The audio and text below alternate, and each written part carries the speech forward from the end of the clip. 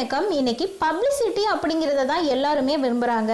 Mobile வச்சுருக்கிற எல்லாருமே status DP அப்படின்னு சொல்லிட்டு அப்பப்போ அப்டேட் பண்ணிக்கிட்டே இருக்காங்க. அப்படிப்பட்ட ஒரு சூழலில் நம்ம செய்கிற உதவி மற்றவங்க யாருக்குமே நம்ம தான் செய்யப்பட்டது அப்படிங்கிறது தெரியக்கூடாது அப்படிங்கிற மாதிரி வாழ்ந்த மனிதர்களும் உண்டு. அப்படி வாழ்ந்த ஒரு சிறந்த மனிதரை பற்றி தான் நாம் இன்னைக்கு தெரிஞ்சுக்க போகிறோம். நீங்கள் அதுக்கு முன்னாடி நம்ம சேனலை இன்னும் சப்ஸ்கிரைப் பண்ணலைன்னா கீழே இருக்கிற சப்ஸ்கிரைப் பட்டனை கிளிக் பண்ணிவிட்டு பக்கத்தில் இருக்கிற பெல் ஐக்கானையும் ப்ரெஸ் பண்ணிவிடுங்க. அப்போ தான் நாங்கள் போடுற ஒவ்வொரு வீடியோஸும் உங்களுக்கு நோட்டிஃபிகேஷனில் அப்டேட்டாக வரும். சிறந்த மனிதர் கோவையை சேர்ந்த சாந்தி சோசியல் சர்வீஸோட அரங்காவலர் திரு சுப்பிரமணியம் ஐயா அவர்கள் தான். வடலூரில் வள்ளலார் என்றால் கோவையில் திரு சுப்பிரமணியம் ஐயா என்றே சொல்லலாம்.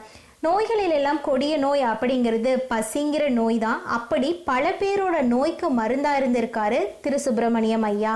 அப்படி 60 வயதை கடந்த முதியவர்கள் 300 பேருக்கு தினமும் இலவச உணவு வழங்கியிருக்காருங்க. அது மட்டும் இல்லைங்க, தினமும் வேலை செய்து 100 ரூபாய் சம்பாதிக்கக்கூடிய ஒரு கூலி தொழிலாளியாக இருந்தா கூட அவங்களால தினமும் 50 ரூபாய் மிச்சம் வைக்க முடியும் அப்படின்னு சொல்றாங்க. கண்டிப்பா 100 ரூபாய் சம்பாதிச்சு 50 ரூபாய் மிச்சம் வைக்கிறது அப்படிங்கிறது ஒரு பெரிய விஷயம். ஆனா இவரோட கேன்டீன்ல பாத்தீங்கன்னா டிஃபன் 5 ரூபாய்க்கும் உணவு பார்த்தீங்கன்னா ஒரு 10 ரூபாய்க்கும் தான் கொடுக்கப்பட்டிருக்கு.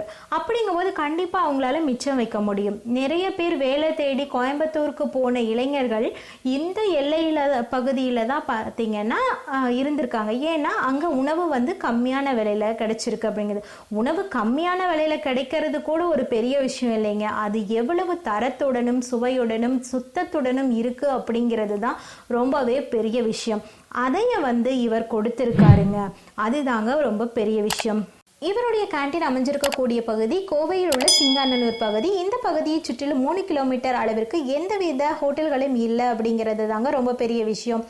போட்டியிட்டு ஹோட்டல்கள் ஆரம்பித்தவர்களும் வந்த வழியை பார்த்தே போயிட்டாங்களாம். அது மட்டும் இல்லைங்க, இப்படி நீங்கள் குறைந்த விலைக்கு கொடுக்கறதுனால எங்களால் தொழில் நடத்த முடியலன்னு சொல்லி ஹோட்டல் அசோசியேஷனில் இவர் மேலே கம்ப்ளைண்ட் பண்ணியிருக்காங்க. அப்படி இருக்கும் பொழுது இவர் அளித்த பதில் பார்த்தீங்கன்னா, நான் வந்து இந்த விலைக்கு கொடுக்குறேன், எனக்கு இதுவே போதுமான வருமானமாக இருக்குது. நான் 10 ரூபாய்க்கு கொடுக்குறேன் அப்படின்னா அதில் எனக்கு 1 ரூபாய் கிடைக்குது. அப்படி இருக்கும் பொழுது நான் ஏன் அதிக விலைக்கு கொடுக்கணும் அப்படின்னு சொல்லி அவர் பதில் சொல்லியிருக்காருங்க. 1960களில் தான் பிஎஸ்ஜி காலேஜில் இன்ஜினியரிங் முடிச்சிருக்காரு. அங்கே முடிச்சதுக்கு பின்னாடி இன்ஸ்ட்ரக்டராக அங்கேயே ஒர்க் பண்ணியிருக்காரு. 1972 தான் சாந்தி கேஸ் அப்படிங்கிற நிறுவனத்தை தொடங்கி நடத்தியிருக்காரு.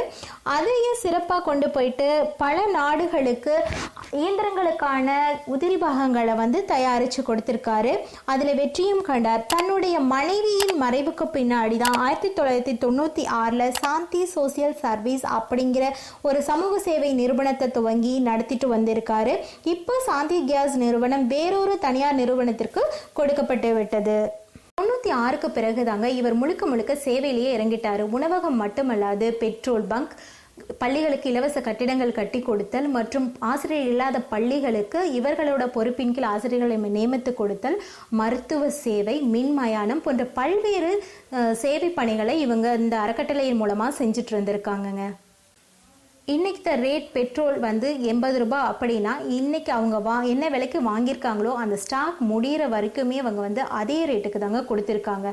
அதே மாதிரி மருந்தகங்களில் பார்த்தீங்கன்னா 30% டிஸ்கவுண்ட்டோடு தான் அவங்க வந்து மருந்துகள் கொடுத்துருக்காங்க. இது மட்டும் இல்லாமல் நம்ம மாஸ்டர் ஹெல்த் செக்கப் பண்ண போனோம் அப்படின்னா வெளியில் பண்ணும்போது ஒரு 4000 ரூபாய் ஆகுது அப்படின்னா இவங்க கிட்ட பார்த்தீங்கன்னா ஒரு 1200 அந்த ரேஞ்சில் தான் வந்துட்டு அந்த செக்கப் பண்ணுவாங்க. ஒரு நாளைக்கு 30 டோக்கன் தான் வந்து அலவுட் பண்ணுறாங்க. சரிங்களா?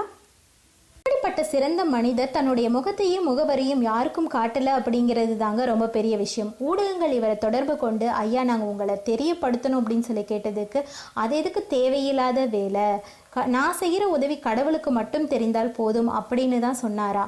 இதோட இல்லைங்க, இவர்கிட்ட வேலை பார்க்குறவங்க நிறைய பேர்த்துக்கு இவர் தான் நம்மளோட முதலாளின்னு கூட தெரியாதான்.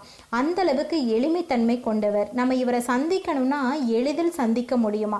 அங்கே போயிட்டு கூட நம்ம தேடுற அளவில் தான் இருப்பாரா. ஏன் அப்படின்னா கேஷுவலான ட்ரெஸ்ஸில் ஒரு தோட்டக்காரரை போல வேலை செஞ்சுட்டு தான் இருப்பாராம். அப்படி ஒரு எளிமைத்தன்மை கொண்டவருங்க இவர் வந்துட்டு தன்னுடைய உடல்நலக்குறைவால் 78வது வயதில் காலமானார்.